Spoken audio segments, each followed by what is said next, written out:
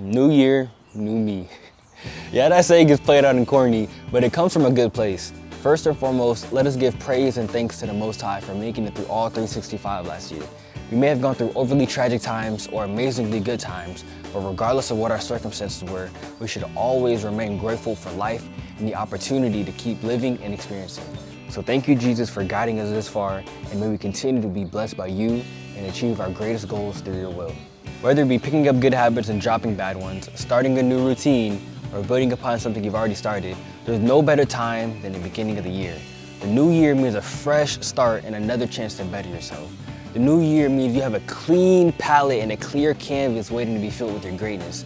The new year means you have a full road ahead of you, and all it takes is discipline and consistency to work for what you truly desire. However, one thing we have to remind ourselves is that we are the product of our own decisions. I tell people this all the time, that I view life as a choice-based video game. The results you are currently living in is because of the effort that you put into investing in yourself and the choices you have made thus far. And even though your choices did bring you this far, if you're not happy with your current outcome and results, it is perfectly okay for you to build anew, restart, and try again. So many people believe that it's too late for them, or that they're too far gone, that they're bounded by their addictions, or that they're confined to a certain amount of stereotypes. But that is not the case at all. If you want it, you go after it.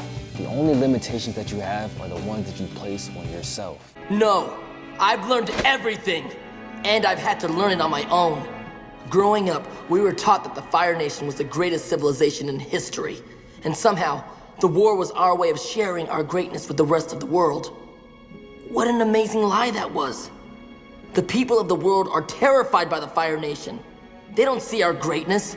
They hate us, and we deserve it. We've created an era of fear in the world, and if we don't want the world to destroy itself, we need to replace it with an era of peace and kindness.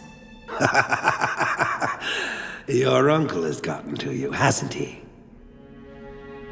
Yes, he has.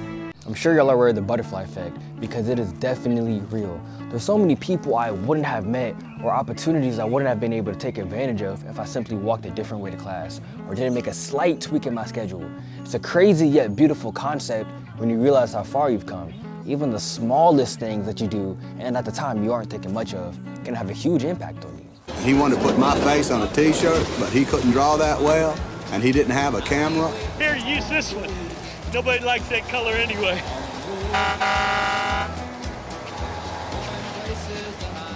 Have a nice day. Well, some years later, I found out that that man did come up with an idea for a t-shirt. He made a lot of money off of it. So here's some food for thought. Have purpose behind your actions. Have your choices be meaningful so that in the long run, you've already put yourself in a good position.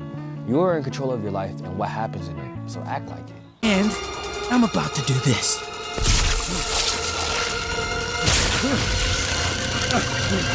Everyone keeps telling me how my story is supposed to go. Nah, I'm gonna do my own thing.